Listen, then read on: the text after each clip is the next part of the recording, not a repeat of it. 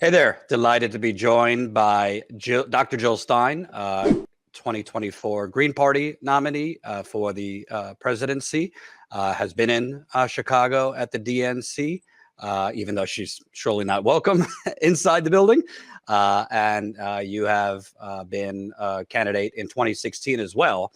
There's a lot to get to, and I know you're busy.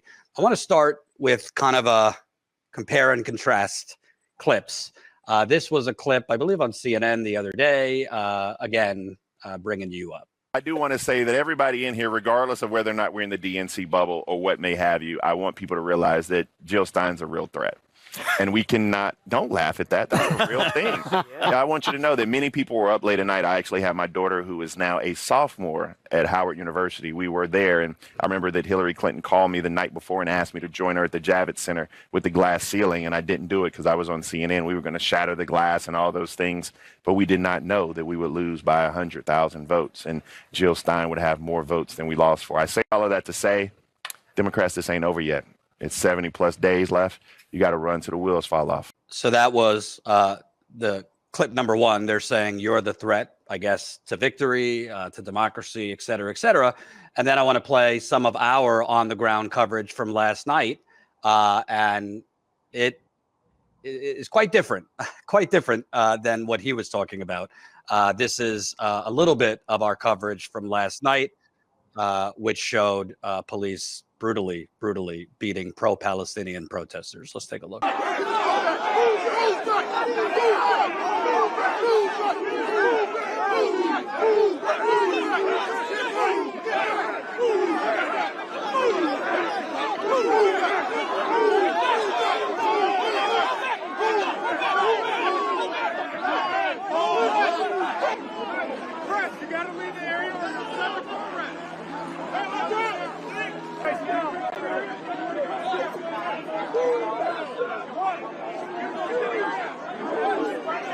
You guys are going to lose your media passes if you don't go in the park. And then there is the tasing that went on. Let me show you that. He's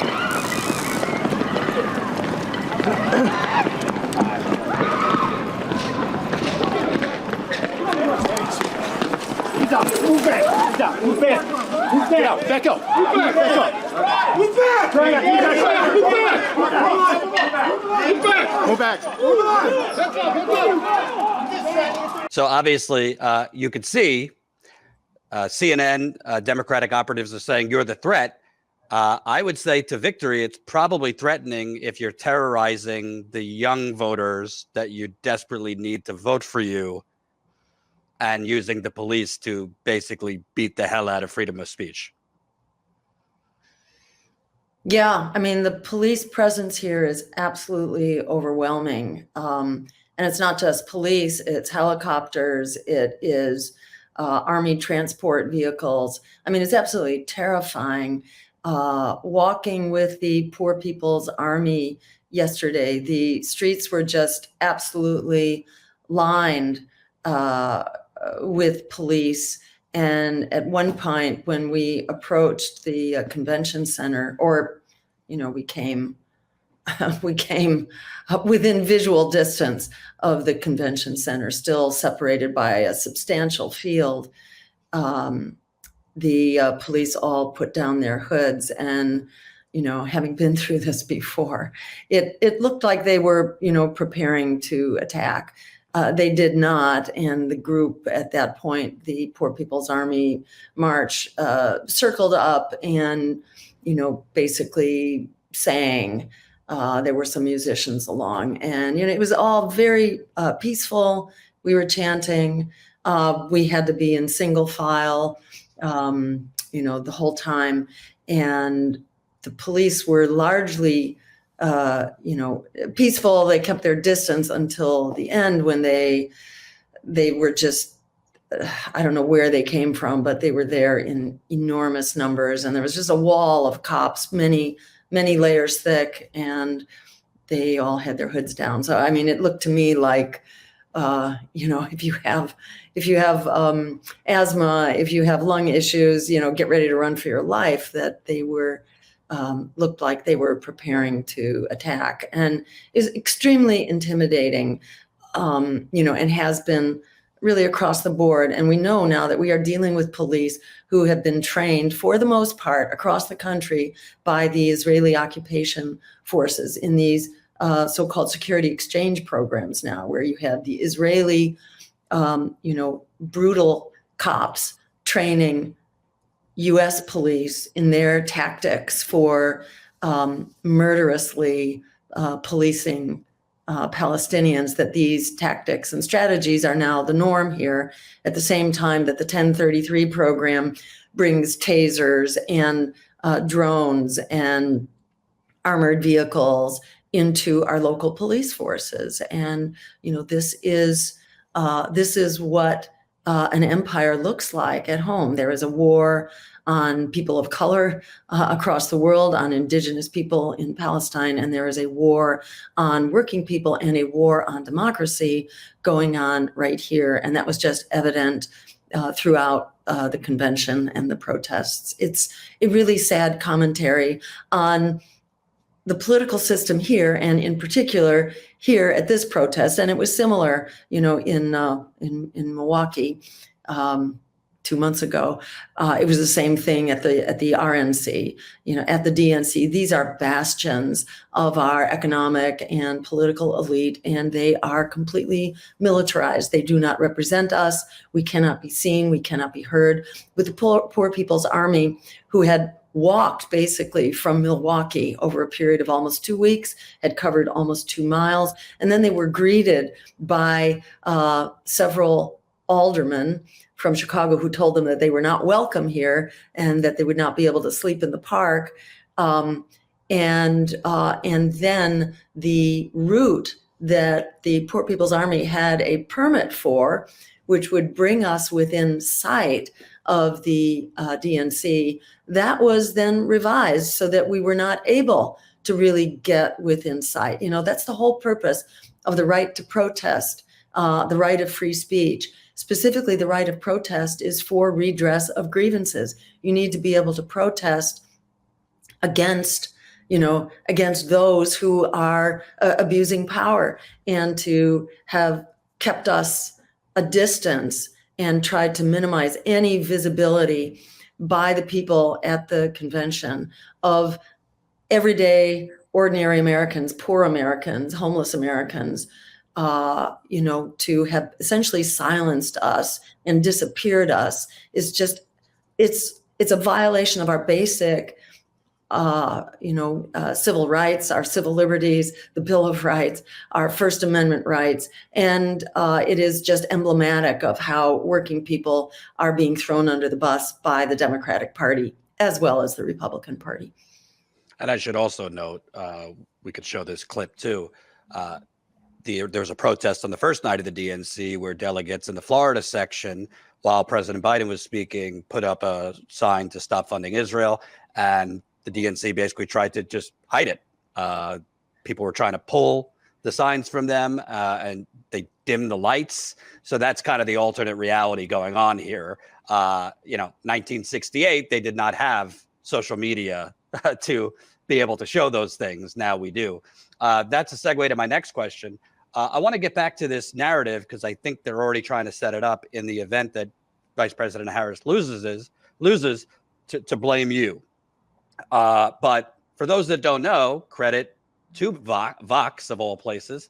Vox actually told the facts that you were not the deciding factor in Hillary Clinton losing in 2016. I'll just read this quick. Time to blame those idealistic third-party voters. Not quite. Obviously, not all Stein and Johnson voters, Gary Johnson voters, were disaffected Democrats. Some would have voted for Trump. Written-in candidates or not voted at all. This is very different from Florida in 2000, where only a small fraction of Florida voters for Nader, about 0.5%, would have needed to vote Gore to give Gore the election. And that's what exit polling that asked how people would have voted in a two-party race with the third option of not voting finds. Under the scenario, Hillary Clinton would have won Michigan, still lost Florida, and Wisconsin and Pennsylvania would have been a 48 to 48% toss-up.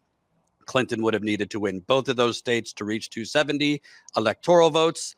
So even in the artificial world of that exit poll that erased Stein and Johnson, Clinton seemed likely to lose. I do not say that to win your favor. I say that because I think it's a kind of a dangerous game when the Democrats repeatedly, and Republicans also, try to make excuses beforehand. We know Trump with the election fraud and all that nonsense. But at the end of the day, you were not why she lost in 2016. And right now, it seems to me, if she loses, look in the streets of Chicago, look in the streets of New York, in DC, all over the country, and what's going on with young people, older people joining them.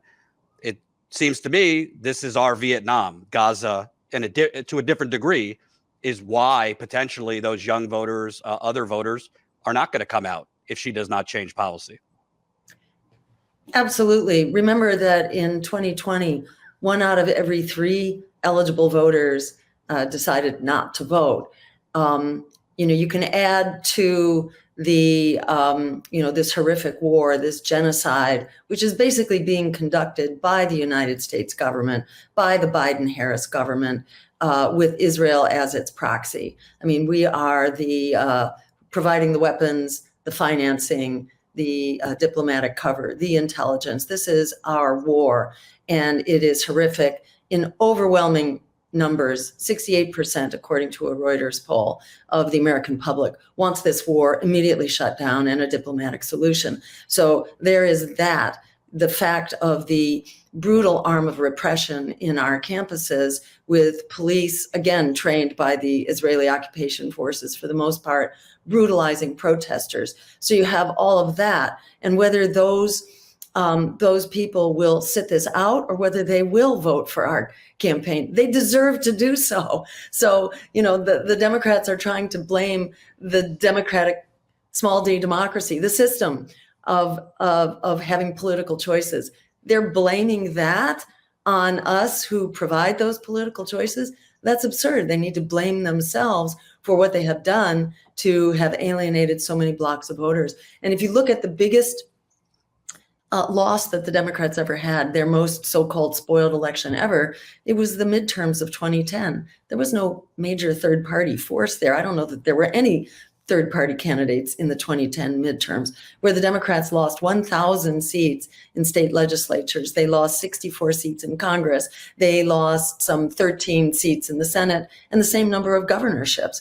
The Democrats are being punished for having betrayed their voters, for having thrown working people under the bus, for NAFTA, going back to the Clintons, for the Wall Street bailouts. Which is when, they had their big loss in 2010. That was basically the shellacking that Obama talked about, because the Democratic trifecta had betrayed working people and homeowners, had thrown them out of their homes by the millions while they bailed out Wall Street banks in the order of trillions. So they've brought this upon themselves. And I think their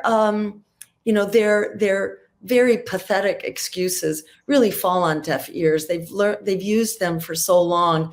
The mainstream media may all be a chorus now in tune with the Democrats here, but you're probably aware of the fact that polls show that the American people, a majority of the American people, understand that mainstream media is largely attempting to mislead them, and one cannot believe what the mainstream media says. So they will conjure up some reason to blame their political opponents. And I'm honored that I am considered their political opponent, that they should consider me opposition, because they are basically the opponent of the American people, throwing working people under the bus.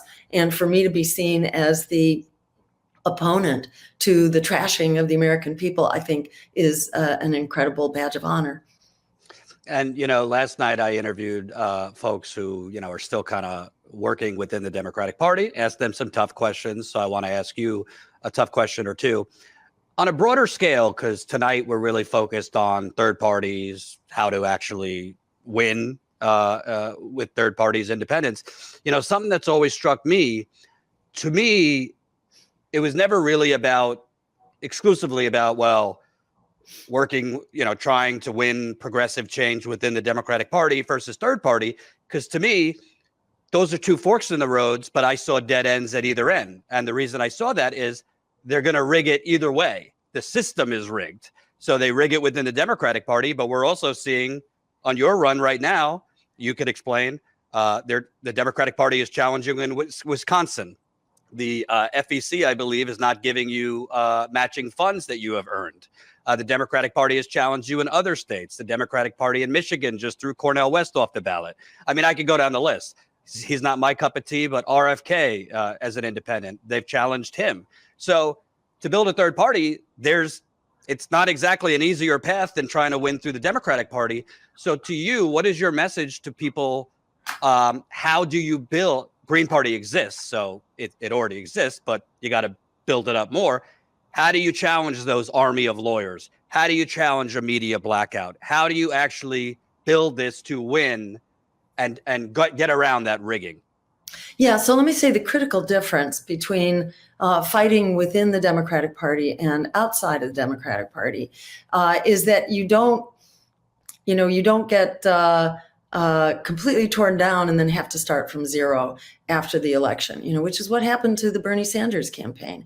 It was a great campaign, but what did he get out of it? He got basically the chairmanship of the budget committee, and his good ideas basically went to die, in that committee. And there was no movement to continue building. That is the benefit of a third party. It is very hard to build a third party, but to the credit of the Greens, they have not been destroyed. The average lifespan of a non-corporate third party in this country is somewhere around 10 years. You can look at Rocky Anderson, for example, who founded the Justice Party back in 2012 in the first race where I ran for president. That was 2012. And Rocky Anderson, who had been a Democratic mayor of Salt Lake City, who had a huge reputation and a substantial base as a very progressive guy, he was going to found a new party, which lasted for exactly 2 cycles and then it petered out. It takes enormous work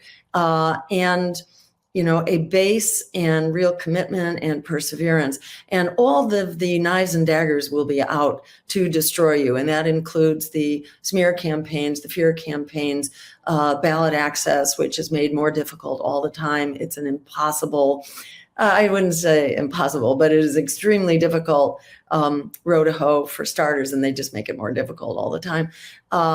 Being locked out and blocked out of mainstream media coverage, and most so-called progressive media like Democracy Now! Has not had us on a single time. They've been willing to cover Cornel West, who has a powerful and beautiful message, but he does not represent a movement that shows that it has real staying power.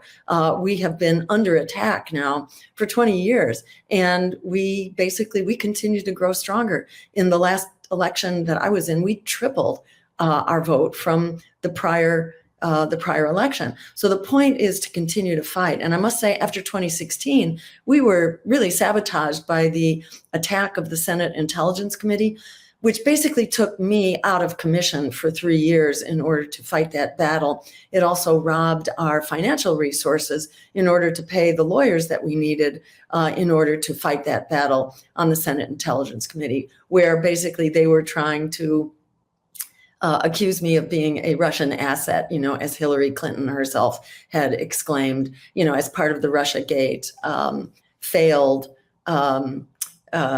conspiracy theory, basically, that eventually came to light. All of its tenets were effectively disproven. This was another, effort of the Hillary Clinton campaign and the Democratic Party to explain their loss to a reality TV clown, whose campaign they had actually helped launch, by helping to bring him their so-called Pied Piper theory and so on. So, the strategies of the Democratic Party here had effectively neutralized us after the election for some time. But recently, they not only hired this army of lawyers to throw us off the ballot, they also publicly advertised for paid positions to manage infiltrators and spies, which was like proof of what we have been suspecting for a long time, which is that they do infiltrate, third parties, people's movements, anti-war, anti-racism, et cetera. They are there in the ranks attempting to sow conflict, the Black Panthers, you name it. They have all kinds of ways of trying to disrupt, and that certainly includes disrupting within the Green Party. So I think we've kind of been alerted now, and we're more prepared to deal with the many strategies that the Democrats use to try to disrupt us. That's not to say it's going to be easier going forward, but that much of our momentum in 2016 did get sabotaged by that Senate Intelligence Committee. I think we're in a better position now to be able to respond to the many forms of sabotage that are coming from the Democrats right now, and to be public about that, and to be calling them out, and to be mobilizing our ranks to be able to deal with that. That's just part of being an open, decentralized, small d democratic political party. You are going to be interfered with and messed with. We now understand that in a way that we didn't, I think, in 2016. So to your question, how is it different running outside rather than inside? Well, outside, we can tell the whole truth and nothing but the truth. We don't have to worry about retribution from the Democratic Party. We don't have to worry about our funding being cut off by the likes of Nancy Pelosi or her, or Chuck Schumer, the heads of the party will have enormous control over the funding that comes to you. So we are actually free to tell the truth. We are free to mobilize, and we're free to keep building, which is what we are doing now in a big way. I think I have to add, I think we are in a moment of the bubble. We are seeing the Kamala Walz honeymoon kind of at its peak right now, with peak Democratic Party public relations campaign. The propaganda machine is really cranking away right now. I think that did a lot to diminish the turnout. That and the fear of the police presence here did a lot to diminish turnout. But Kamala Harris has not had a single interview, not been in a single debate, not had a single, actual popular vote cast for her in the primary. Up until the actual convention. So this whole process has been so rigged, so manufactured, in the same way that Joe Biden had been manufactured. So this has the same vulnerabilities that Biden's candidacy had. It is going to come to light. It's going to be exposed. The American people are paying the price here of a political system that's bought and paid for, that's controlled by Wall Street and the war machine and big pharma and big healthcare, insurance, the real estate industry, the weapons contractors, you name it. It is all the foxes who are guarding the chicken coop, who in fact are devouring the chicken coop. The American people are really in a state of widespread despair and revolt and rebellion. And it may have been quashed temporarily. That's not going to last very long. I urge people to go to JillStein2024.com, because we are the only anti-war, anti-genocide, pro-worker climate emergency campaign that has a pathway to the White House. We are already on the ballot for somewhere around 70%, but we hope to be on the ballot for about 90 to 95% of voters by the time the ballot access drives are done. So this is our route to actually challenging empire. We have nothing to lose. We have everything to gain. It's really critical to reject the fear campaign, the smear campaigns, and the effort to extort Americans into continuing to vote for what is absolutely a disaster for our present and for our future. We are a very powerful force. The name of the game is all about getting the word out, and kudos to independent media like yourselves who are actually doing the work of the First Amendment, which is to inform and empower voting people to actually have a democracy. Without the American voters being informed on the true stakes in this election and their true options, we do not have a functioning democracy whatsoever. The American people right now are in desperate straits and are really hungry for the kinds of solutions that our campaign is putting out. So I'd say it's not over till it's over. Don't let them disempower you. Their message right now is that resistance is futile, and that that they are going to win the day, and that Trump would be the disaster. Actually, they are both disasters. We can talk more about that in specifics if you'd like, but don't let them talk us out of our power. We do have power here to change directions, whether we win the White House or we just win the day by forming a strong political base to continue the fight, that is a win. We can actually do that. This is the perfect storm for launching the political resistance, which we so badly need in this country. I want to continue on the broader third party, but before I get back to that, this democracy, right? I go around the country. Let me tell you something. If we have a democracy, it ain't working for most people. I mean, to me, this is all you need to know, even though there's all the vibes and feel good vibes going on with, hope is, what did Michelle Obama say? Hope's on the comeback. Well, here's your democracy over the last, 40, 50 years. If you want to know how democracy is working. I mean, that's the whole picture. The red line, all that money going to the top 1%, hasn't gotten much better under Biden or Trump. I'd like to ask you, when you hear that you running are a threat to democracy, and frankly, I'm even hearing it from progressives I know that they like you, they like Cornel West, but they still feel like Trump is the greater evil. Why to you is that a distraction? Why to you is the real threat of Trump? I mean, he wants to drill, baby, drill during a climate inferno. He wants, jokes about being a dictator on day one, has openly said he wants to weaponize the DOJ. Why to you, while we acknowledge his threat, why is that it's a threat to democracy, a very hollow message that you wouldn't step aside?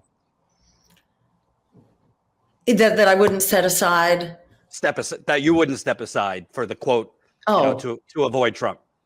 Yeah. I mean, every election we hear that this is the most critical and important election ever. So like, when does this end? And it's important to really take stock of where we are under the Democrats in particular. Trump says drill, baby, drill out loud, but who's actually done the drill, baby, drilling, far exceeding the harm under Bush or under Donald Trump. Obama was far worse than his Republican predecessor, and the same thing is true of Biden. That he has not Obama actually bragged about it. He bragged that he had exported more natural gas than any other president. Exactly, and the U.S. has become the major producer of and exporter of fossil fuels, both natural gas and of oil, first under Obama, and that's continued under Biden. You can look at deportations of immigrants, and caging of children at the border. This happened initially, actually, I think it began under Clinton, but it was certainly going strong under Obama, who was the deporter in chief. And same for Biden, who deported far more migrants than any predecessor, certainly than Trump. And the Democrats claim that they're benefiting the climate is actually outrageous, because they're committing the same, deceptive promo that Obama did. Obama's thing was all of the above. If you actually understand about the climate doesn't care about renewable energy. People do, but the climate doesn't. It doesn't do any good to create renewable energy if you're also increasing and can even just maintaining the flow of fossil fuels into the atmosphere. The CO2 is what is destroying the climate. So accelerating the production of CO2 hurts, doesn't help. And the producing renewable energies is really a wash as far as the climate is concerned. It doesn't care. And this Inflation Reduction Act is just total BS. It is a fossil fuels first bill. It actually requires that 60 million acres every year of offshore water be auctioned off for fossil fuel extraction, and 2 million acres every year be auctioned off before any major renewable project can be built. So it actually prioritizes the production and further development of fossil fuels. If you look at the production, or rather the building of these liquid natural gas export facilities, so-called LNG export facilities. There are 22 of them which are in process. Some of them began under Trump, but the majority under Biden. They are the equivalent of building 500 new coal plants which will be here forever. So the Biden administration can take credit, actually, for massively expanding fossil fuel production and destroying the climate. And that includes going back, it makes a joke out of his promise that no further auctioning off of public lands for fossil fuel extraction. This just so exceeds any of his promises many, many times over by orders of magnitude. He's actually gone in the other direction. So this is nonsense. This is an absolute joke. To look at the healthcare crisis, it was Obama who basically turned the movement for Medicare for all first into, we'll do a public option. And then it was, no, it's the Affordable Care Act, which basically takes public resources and puts them into private profits of both the pharmaceutical companies and the health insurance industry, while the American people, our health is absolutely going down the tubes.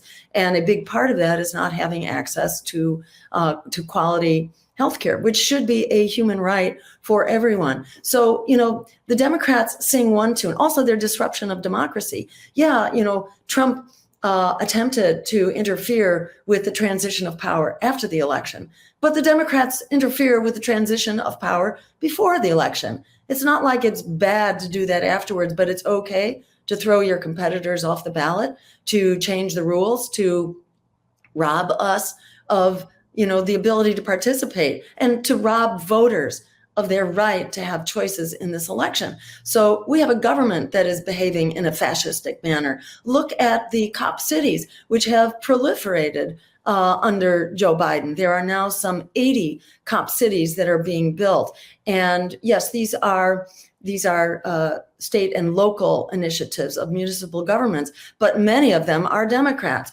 The ground zero for cop cities has been Atlanta, Georgia, which is largely ruled by almost unanimous Democrats on their city council, who are also preventing a public referendum to shut down the cop city.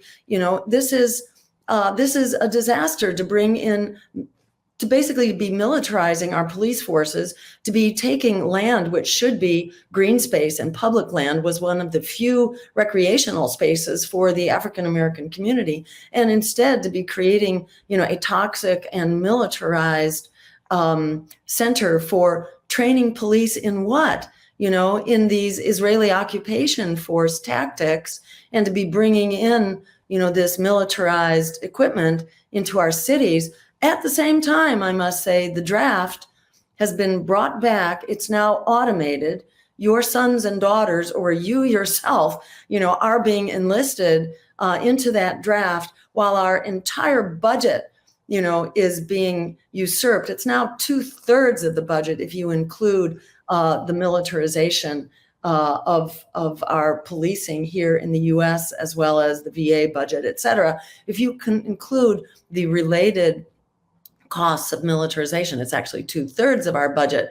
The average household last year spent $12,000. This is a figure from Jeffrey Sachs, which includes VA expenses, the costs of nuclear weapons, foreign aid like to Israel, military aid, things that are not even included in that Pentagon budget, which is already costing us over half of our congressional budget. If you add the whole thing up, it's $12,000 on average that your household was paying into this endless war machine, of which the genocide in Gaza is it is the microcosm of what is wrong. Militarism, racism, and extreme materialism, aka capitalism, they go hand in hand. Martin Luther King said that. He also said, my country is the greatest purveyor of violence in the world today. And he also connected the dots between the war abroad and the war here at home on working people and communities of color. So, and that war has now generalized really to all American citizens. There is a war against our rights of free speech, our right to protest, and freedom of the press. So we are all paying here to the teeth for this system. Do not be talked out of your right to free speech, your right to actually challenge this war, your right to have a budget where our dollars are being spent on healthcare and housing and education and ending student debt and dealing with the climate crisis. You sacrifice that. When you vote for Kamala Harris, you are endorsing genocide. You are voting for genocide. Every vote against Kamala Harris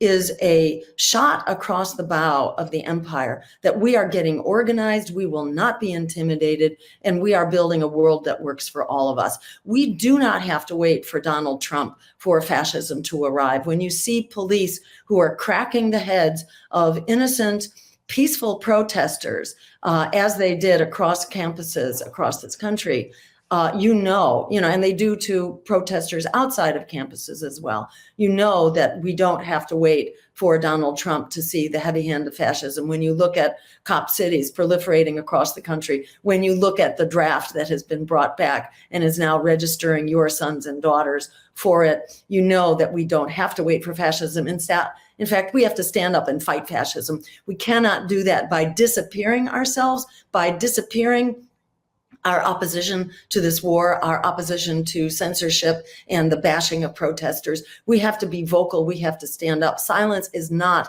a political strategy. We have nothing to lose here. Again, look what Kamala Harris is doing. She is adopting, and the Democrats that are adopting the policies of Donald Trump towards migrants.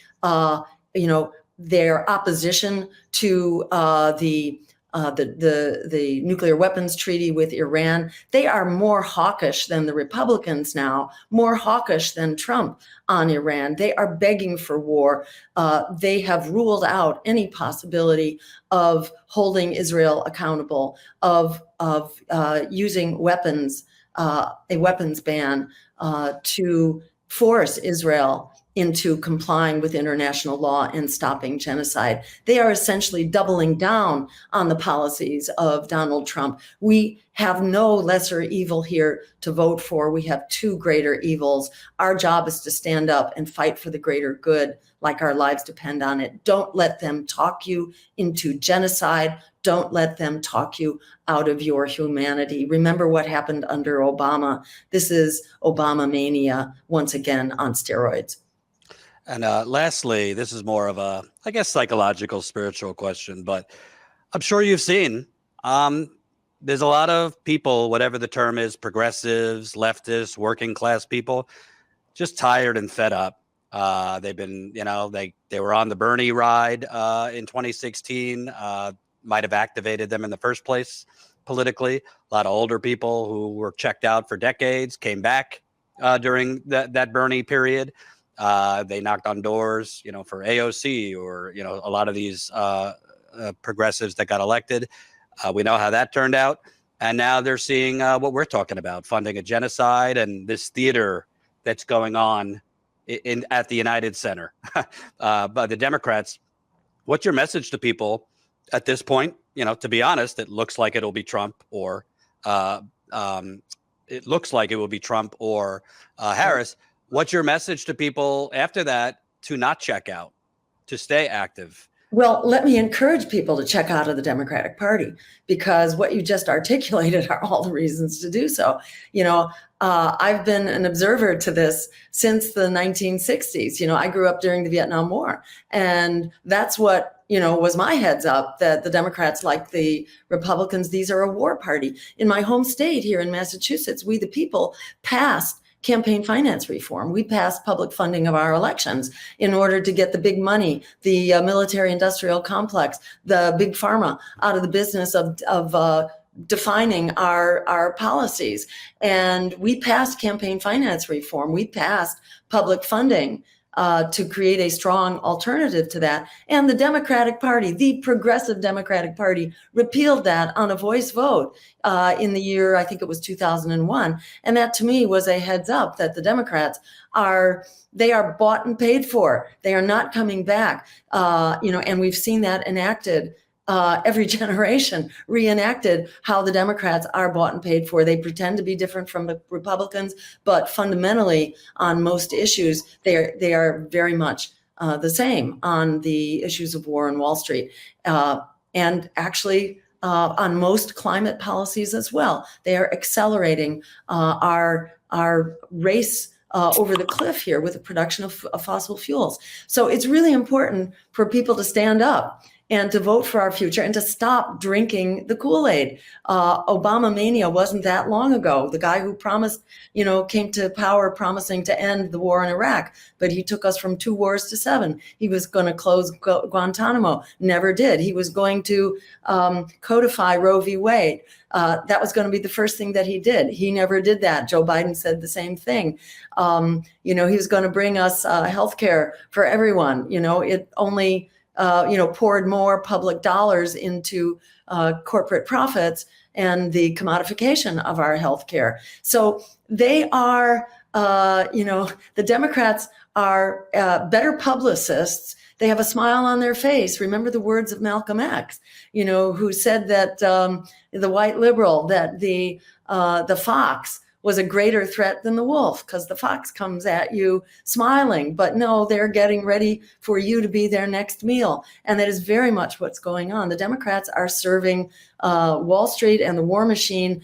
Kamala Harris has, declared herself. She is going to support fracking. She's not going to rein it in. She will not. She may speak with a touch more empathy sometimes if she's prepared and you don't catch her off guard. She'll speak with a little bit of empathy, but she too refuses to actually bring Israel to heel. The U.S. has the power to do that, as other presidents, including Ronald Reagan, did with a simple phone call. The U.S. can end this genocidal war and the occupation with a simple phone call. The U.S. can force compliance with the International Court of Justice and bring an end to occupation, ethnic cleansing, genocide, and the apartheid nature of the Israeli government. The U.S. has the power to do all of that. This moment is a perfect storm for political uprising because 60% of Americans are living paycheck to paycheck. Half of Americans are struggling to keep a roof over their heads, paying 30 to 50% of their income, just to come up with a month's rent, 1 or 2 paychecks away from being evicted. Evictions are off the charts. Homelessness is off the charts. Our health is absolutely off the charts. The worst, we are sick. Cancer rates among young people are skyrocketing. Needless to say, diabetes and all the other chronic diseases that Americans are struggling with, not only because we do not have access to health care, some 87 million Americans who either lack health insurance or lack adequate health insurance such that they have access to pharmaceuticals. People are being driven into poverty. 8 million. In the last year were driven into poverty simply trying to pay their healthcare costs. 100 million, are locked into medical debt. We have a world that's not working. We have to hold power accountable. And this is just the nonsense that they trot out every 4 years to try to extort your vote. You have a right to your vote. You have a right to choose who to vote for based on your interests. It's really important to simply lock out the propaganda of the politicians and the pundits who tell you that resistance is futile, that the Democrats own your vote. They don't own your vote. They have to earn your vote. They have not earned it, which is why they are trying to distract you with these fear campaigns and smear campaigns. Look at the record. Go to JillStein2024.com and see how we can get healthcare as a human right for everyone right now. We can have a rent control federal program that goes into effect right now that stops your rent from skyrocketing. We can build the 15 million units we need immediately of quality public housing, so-called social housing. We can get private equity out of the business of buying up our rental stock and homes and force them to put those homes back out onto the market, homes and rental, so that the cost stops being driven up by the shortage which is being created. We can bail out students and medical debt. We can solve these problems, and we can cut the military budget by at least 50% and put those dollars back into true security. And last point here is that we can declare a climate emergency on day one, which then unleashes over $500 billion every year to create the good union, well-paying jobs we need right now in order to transition on an emergency basis to green energy, green transportation, a green and sustainable agriculture system, and housing production. Solutions are within our reach right now if we stand up and demand them. That is why they are trying to distract you, to prevent you from understanding how fixable this actually is, and to keep you from understanding that we actually have the numbers that it would take. 1 out of every 3 voters did not vote because they need policies that actually address their critical needs.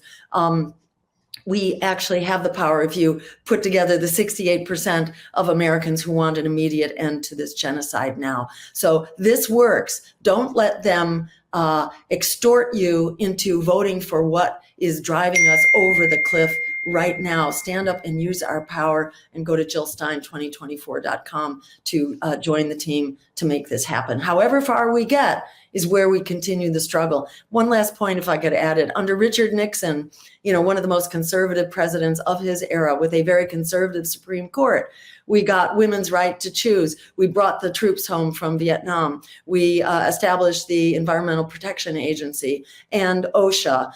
We had a strong labor movement and a women's movement and a civil rights movement. If we stand up and we work together, we are the drivers, of our policy and our democracy. We should not be intimidated by the neoliberal forces that are trying to disempower us and continue their service to Wall Street and the war machine, which is a disaster for all of us.